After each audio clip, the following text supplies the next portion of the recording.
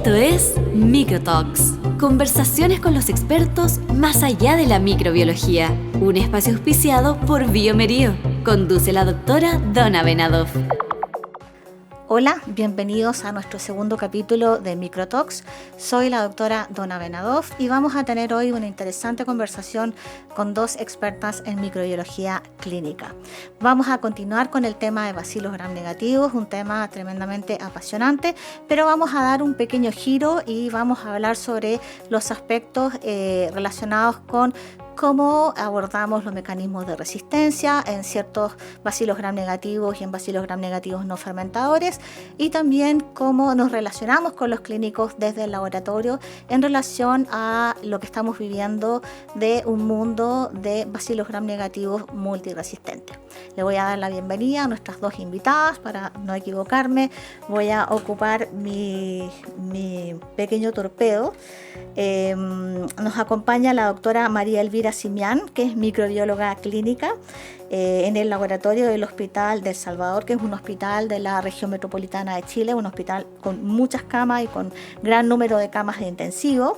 Ella es miembro del PROA de este hospital, también es microbióloga del laboratorio clínico y también es miembro del Comité de Antimicrobianos y PROA de la Sociedad Chilena de Infectología. Bienvenida, María Elvira. Muchas gracias y muchas gracias por la invitación. Un gusto estar aquí y compartir con ustedes de este apasionante tema. Y también le damos la bienvenida a la doctora Verónica Sella. La doctora es profesora titular del Departamento de Laboratorio de Patología Clínica de la Facultad de Medicina de la Universidad de la República de Uruguay, microbióloga con más de 30 años de experiencia, también experiencia en control de infecciones, en gestión hospitalaria y una gran comunicadora, además con más de 13.000 seguidores en Instagram, así que para que todos también vayan a hacer clic y la vayan a buscar en redes sociales. Vamos a partir entonces conversando sobre los estudios de susceptibilidad y los mecanismos de resistencia en bacilos gram negativos y en no fermentadores. ¿Cuáles son los desafíos a los cuales nos vemos enfrentadas en el día a día dentro del laboratorio clínico? Y vamos a partir con María Elvira, que nos cuente un poco sobre enterobacteriáceas y los desafíos de los estudios de susceptibilidad en su laboratorio, en su experiencia en el Hospital de El Salvador de la región metropolitana. Sí, bueno, en mi hospital, que es un hospital de, como bien dice, de alta complejidad, tenemos nuestra gran como epidemia, son básicamente los enterobacteriales principalmente con metalocarbapenemasa. Ese es como nuestro dolor de cabeza, con lo que nuestro desafío clínico diario, no solamente en vigilancia, sino que también en muestras clínicas y en muestras invasivas. Y creo que el desafío que propone también como aparte del manejo, obviamente, que eso lo ve en la parte clínica, desde el laboratorio, la parte que empieza con el sistema automatizado, pero después toda la ampliación que uno tiene que hacer con eso, incluyendo sinergia de Cassava y Astronam, que es bien operador dependiente, medio como receta de cocina, como decíamos, colistin, que tiene su desafío también como microilusión en caldo y que es caro y demoroso, y también que en el fondo dentro de nuestro como cascada de antibiograma que tenemos que hacer, le ofrecemos muy poca alternativa a los clínicos. Entonces, básicamente el desafío también es recibir todos los llamados de mucha gente que nos dice, ¿qué hago con este paciente? ¿Lo miro? ¿Qué le doy en el fondo? Yo creo que eso es como un resumen de lo que pasa en mi hospital hoy día. Verónica, y hablamos de enterobacteriales con Elvira. ¿Qué pasa con no fermentadores? ¿Qué pasa con pseudomonas? ¿Qué pasa con estenotrofomonas? En cuanto a los bacilos gram negativos no fermentadores, creo que la estrella es Stenotrophomonas maltophilia en cuanto a los problemas que tenemos, no para hacer la susceptibilidad, porque hay sobre todo las metodologías que tenemos, básicamente son las manuales, porque sabemos que el automatizado nos da muy poca información. Y el desafío que se nos presenta hoy es, por un lado, que las recomendaciones que han salido este año por parte de la Infectious Disease Society of America dicen que hay que hacer un tratamiento combinado y no tenemos muchas drogas para combinar. Pero bueno, tenemos pocas herramientas para ofrecerle al clínico y bueno, tenemos que ser cuidadosos. Elvira, desde tu experiencia en el Hospital Salvador, ¿Cuáles crees que son los desafíos que nos plantea la automatización que tenemos hoy por hoy en Chile en el enfrentamiento a estos mecanismos de resistencia? O sea, ¿cuán certeros son? O sea, yo creo que de partida el automatizado es un desde. Para mí, para nuestro laboratorio, en paciente hospitalizado de todas maneras, en paciente UCI con mayor razón, y en hospitales que disponen y que, por suerte, Chile es un país que tiene muchos químicos farmacéuticos formados como farmacéuticos clínicos que usan simulaciones de Monte Carlo, que estiman PKPD, que usan herramientas farmacológicas, es como un must, así como tener automatizados sí o sí. Ahora, ¿cuál es el gran problema? Los automatizados a los cuales accedemos en los hospitales públicos efectivamente tienen, y hay que transparentarlo, una microdilución con diluciones que no están todas y no es el rango completo, y por lo tanto a veces hay en el fondo como se hace una curva y son estimaciones o conclusiones de SIM. Por lo tanto hay que tener ojo con eso y como cuidado y como dices tú, hay que ser cuidadoso con lo que uno informa, hay que saber eso y tenerlo muy en cuenta. Y por otro lado, para mí personalmente, como en mi laboratorio, mi gran problema del automatizado con los enterobacteriales por lo menos es el piptazo. Lo hemos conversado, es un problema que yo creo que es más bien de la droga en sí misma, que tiene problemas con casi todos los sistemas, no solamente con la microdilución en caldo, sino también con ETs, con disco, etc. Y ahí hay que ser cuidadosos porque al menos en Chile muchos empíricos son con tazonam. Entonces ese es un antibiótico que van a ir a ver sí o sí en el antibiograma. Entonces creo que eso sí es un desafío como que tenemos que ser cuidadosos en el laboratorio. Vero. Nosotros todavía tenemos lo que contaba hoy del cestacime avibactam como elemento adicional, lo cual hace que, por ejemplo, en este año nosotros sacamos una pauta junto con los infectólogos en relación a el diagnóstico y el tratamiento de los microorganismos multiresistentes, tanto enterobacteriales como Pseudomonas aeruginosa como Acinetobacter baumannii.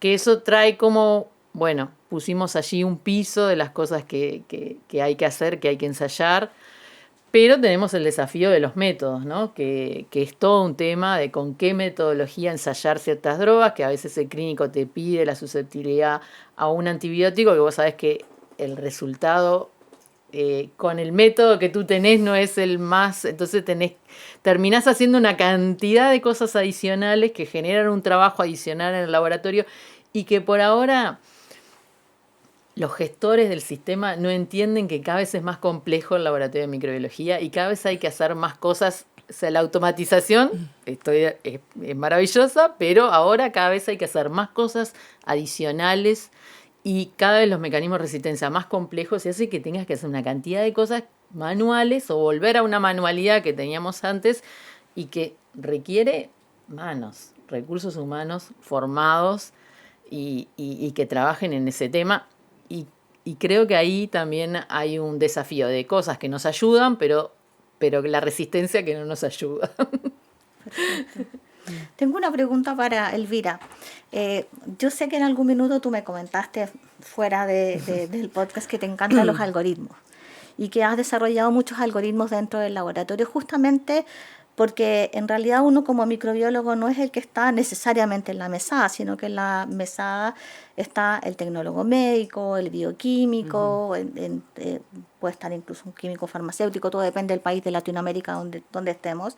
Desde esa perspectiva, ¿cómo uno aporta como microbiólogo clínico en el laboratorio para que el que está en la mesada realmente piense en que está en un lugar de alta complejidad, piensa en esos mecanismos de resistencia? O sea, dentro de la microbiología clínica, como nos plantea la especialidad, también es ser este nexo entre esta isla, que es un laboratorio que está absolutamente alejada de los pacientes, y los infectólogos / clínicos que están con el paciente. Y nosotros estamos en ese limbo entre medio, donde nos manejamos como entre la espada y la pared un poco.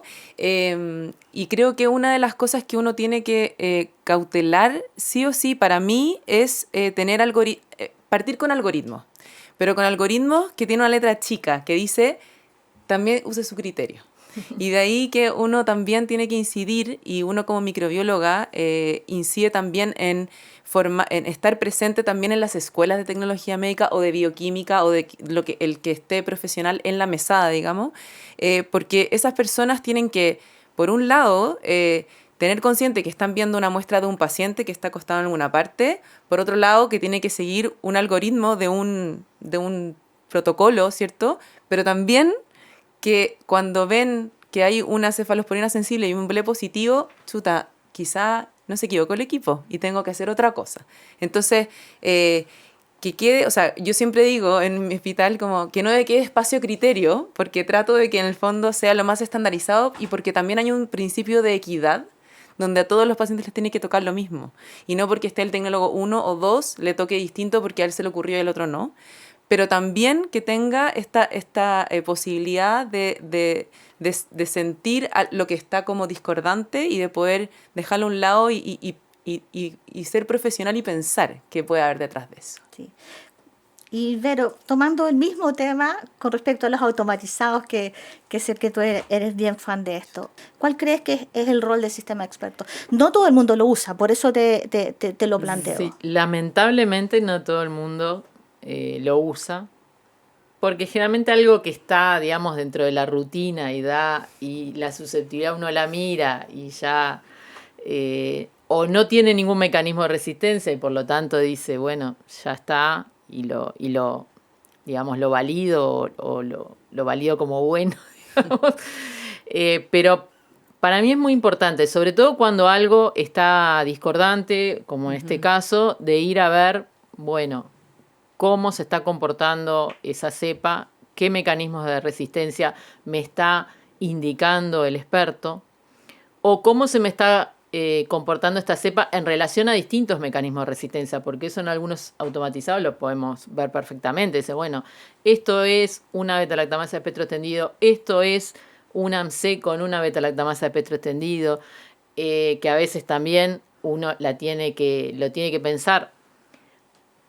Por supuesto que uno es mecanicista, porque digamos esta situación de conocer el mecanismo de resistencia está dentro de la curiosidad del microbiólogo, de la microbióloga siempre. También tenemos que saber que eso, digamos, para la parte clínica o terapéutica tiene una importancia, o a veces no tiene importancia porque yo voy a ir a mirar la concentración inhibitoria mínima y puede tener un mecanismo de resistencia y la concentración inhibitoria mínima indicarme que es sensible y ese antibiótico lo puedo usar, porque tampoco podemos estar atados de manos, digamos, a que porque hay un mecanismo de resistencia no voy a usar un determinado antibiótico. De todas maneras, volviendo a la pregunta, para mí el experto el sistema experto es una herramienta fundamental. Cuando algo se escapa de mi norma o de mi habitual, ir a mirar como una herramienta más a tomar en cuenta a lo que ya se decía. Perfecto. Bueno, mi siguiente pregunta está con dos tópicos que son bien candentes. Uno es que es los programas de uso racional de antimicrobianos, también llamados antimicrobial stewardship, y por otro lado el stewardship de diagnóstico. Entonces, en relación al stewardship de diagnóstico, ¿cuál es el rol del laboratorio en este concepto de diagnostic stewardship en bacilos gram negativos, en el diagnóstico de bacilos gram negativos? Yo creo que es como lo que se viene. Es como el tema que hoy día está como incipiente, creo, en Chile al menos. Estamos recién conversando en congresos, cursos, etcétera. De hecho, el último curso de microbiología hubo una charla de eso.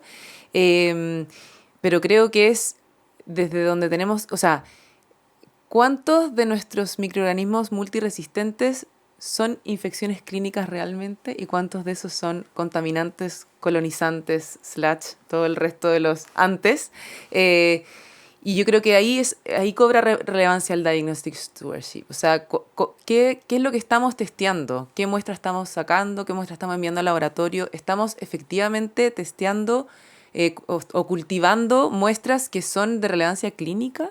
Yo creo que ahí es como parte del estudio que hacemos y de las cosas que encontramos, es porque quizás lo estamos buscando demasiado, al revés de lo que uno podría pensar, pero creo que esa es como la herramienta del futuro, del Diagnostic Stewardship. Vero, ¿y el rol del laboratorio en el programa de uso racional de antimicrobiano? Bueno, todo lo que es recolección de la muestra, todo lo que es el uso de las herramientas de diagnóstico, que para mí es muy importante, el trabajar con algoritmos de uso de determinada herramienta que queremos que se utilice bien. Y bueno, y después el valor de la concentración inhibitoria mínima y el trabajo, digamos, en el laboratorio para obtener esa concentración inhibitoria mínima, informarla. Y a veces incluso hay que hacer algún comentario para aquellos médicos que no tienen una formación, digamos, bueno, cuidado con esta concentración inhibitoria mínima que está borderline, quizás este antibiótico no lo deberías usar, no somos nosotros, pero si lo usás, consulta con el infectólogo. Entonces hay muchas cosas, la verdad que en el día a día no parece que son proa, pero son proa. Sí. Me gusta mucho esa frase, no parece que son proa, pero es proa, y no parece que es feedback, pero es feedback. Es un feedback que hacemos desde el laboratorio. Yo leí una vez que todo lo que hace el laboratorio de microbiología es proa. Yo también estoy de acuerdo con Sí. eso. Y hacemos pruebas hace mucho tiempo, antes de que nos diéramos cuenta que hacíamos pruebas. O antes de que se llamara proa. Antes de que se llamara También proa, tal puede cual. ser. Bueno, tengo mi última pregunta. CLCI sacó desde el año 2023, desagregó los grupos de recomendaciones, categorías grupo A, grupo B, grupo U, I, INF, etcétera. Entonces, desde esa perspectiva me gustaría escuchar la opinión de ustedes de hasta dónde juega, hasta dónde aprieta el PROA desde el laboratorio para aportar al clínico, para vivir y tener una convivencia saludable con el clínico. Yo creo que esta nueva modalidad de los tiers vino efectivamente como a formalizar algo que hacíamos hace rato. Y este informe en cascada creo que es ultra necesario. O sea, copiar y pegar de un automatizado a un informe creo que es una irresponsabilidad del puerto un buque. Sobre todo cuando no sabemos quién está detrás de esos o quién los va a leer.